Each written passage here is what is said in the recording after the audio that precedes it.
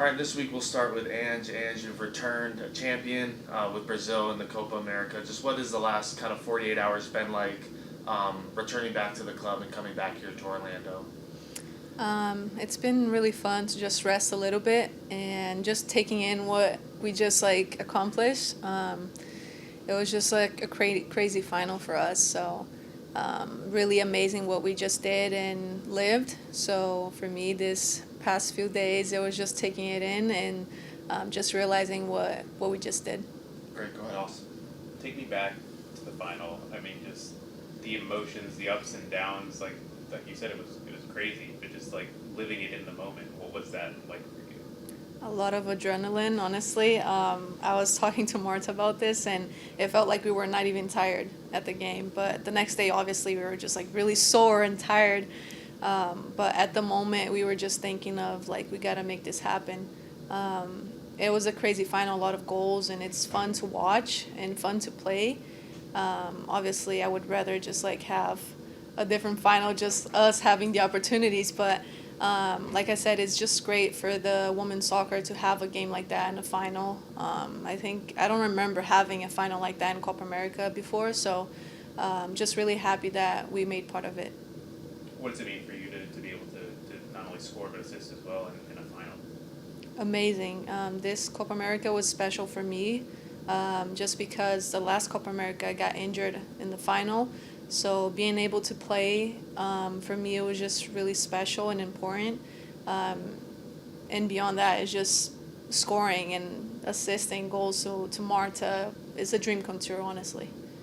Speaking of Marta, take me back to the moment she scored the game tying goal in regulation. What was your reaction? Like what was going through your head? I was just thinking she's so blessed.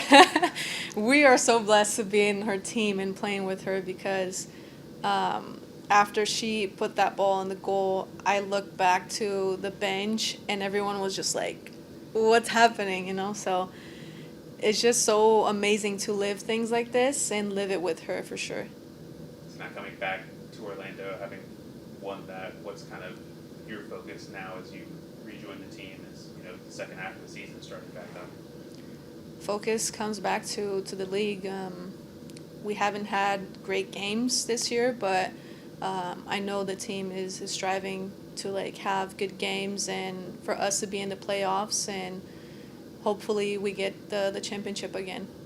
You started getting players back from injury. Obviously, Lou coming back, being on the bench, Simone coming on the field, Hoffa coming back. Just having players coming back and being available, especially as the season starts getting really hectic with multiple tournaments now. How much of a benefit is that just for the depth of this team to have so many players available so that you're not playing 90 minutes every single game? It's amazing to have a lot of great players in the team, in the roster. And we miss them, honestly. Simone, Lou, Rafa, and other players that just came back from injury. Like, it's just great to have them, and it's easier, I think, to have like a depth like that because then you can just like rotate and like have fresh legs every game. So yeah, it's just amazing to have them back, and I'm really happy. Looking ahead to this weekend against Louisville, it's a team that you guys played right before the break for international. What's kind of your overall outlook on the team and the game heading into this weekend? Yeah, I think we did a good game against Louisville. We just didn't put the ball in the net, honestly. We had great opportunities. They just punished us when they had their own, and I think it's going to be a really good game. The team is very prepared, and like you said, having the girls coming back, us coming back, I think that's going to help the team to feel more confident and to score more goals. Just going back to Copa, I had a question sent in. You got a chance to captain Brazil for a majority of the tournament and then lift the trophy alongside Marta. Just what was that like to be able not only to win the trophy, but to be able to, be a captain throughout the entire tournament for your home country? It was very special to me. Like I said, Copa America was a special championship that I wanted to just play. And being able to be the captain, it was just dream come true. I wouldn't imagine like with 25 I would be living things like this. And like just sharing the captain with Marta, for me it was amazing and really important in my career. to experience that and really engage. Thank you, Ange. Happy to Thank have you back. Thank you. All right, to wrap up this week, we have head coach Seb Hines, Racing Louisville, coming here on Saturday. Just let us know the kind of matchup you expect, the team that you only saw last month, so a team you're probably a little familiar with. What do you expect on Saturday night? Yeah, it wasn't too long ago we were playing them, obviously at their place, but they're coming to Intercon Stadium. We want to bounce back from a disappointing result against Utah. I don't think it was a bad performance other than probably the first 20 minutes. And that's something that we've spoken about as a team. How do we start the game more on the front foot, more energy, more, drive to score that opening goal. But it's going to be a tough matchup. Louisville have done extremely well this year. They're a high pressing team, so we have to be mindful of that and got to really focus on our details to manipulate them to try and score goals. Kind of going off a high pressing team like Utah was to another high pressing team like Racing, you said after the game that has to be expected against just in the league nowadays. Just how do you kind of build off of playing the game last week into this week, knowing that it's going to be a similar kind of pace? Yeah, I think we played Utah's tempo. They dictated how the game was going to go in the first 20 minutes, and we can't allow ourselves to put ourselves in that position. Teams are coming to our environment. We need to set a tone early, and we kind of played into their hands in that first 20 minutes. But that's understandable at times. It's how you bounce back from that, and I thought the players bounced back from it really well. I think other than the first 20 minutes, it was a pretty dominant performance. We obviously got the equalising goal, and it looked like we were going to be the team that goes on to win the game. Great credit to Utah coming here and walking away with a point. Jimmy got them very organised and tough to beat, but again, we look at the opportunities that presented themselves and can we capitalise on them a little bit better and put ourselves in a position to win the game. We've talked past couple of months about just starts to games and how you want to see better, you want to see the dictation of pace like you just mentioned. How do you kind of go about making sure that starts happening? It's been kind of a theme over the last couple months being before the break. So what have you kind of worked on within the break to kind of start that momentum, and now kind of after last game, how do you push that forward more?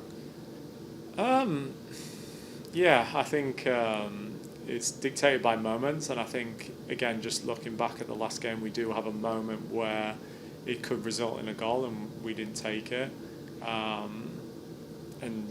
Credit to Utah because that was a great goal from them. It caught us all off and surprised us from the distance. But again, they took the opportunity well. I think we limited them to shots from distance as well. There's probably maybe one shot inside the box.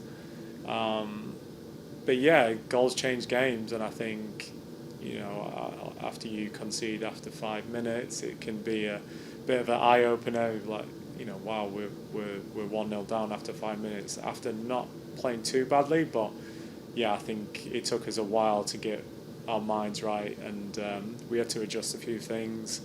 I thought the substitutions were impactful in the second half, and that's the role of a substitute. Can you come on and change the game? And I think our substitutes did that and helped us get a result in the end. But yeah, going back to your question, I think we want to set a tone, whether that's playing in behind a couple of times to make defenders turn and face their own goal, get corners, put them under pressure. We're still, discussing that, but yeah, we made it very clear that we want to score the opening goal and not give ourselves too much of a mountain to climb. When you look back at that Louisville game in Louisville a couple months ago, what were you kind of able to discern from watching film about things that you noticed the team could do better against, just against them in general? Yeah, I think after the game, everyone's emotions are high.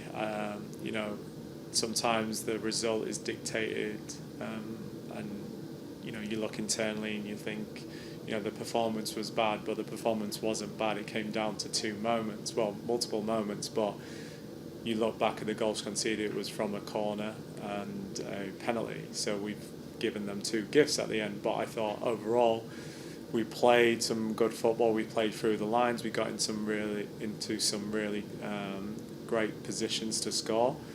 Now can we put the ball in the back of the net? And yeah, it would be a completely different outcome to the game. And so when we reviewed it with the team, they're obviously disappointed because we lost 2-0 and we never want to lose.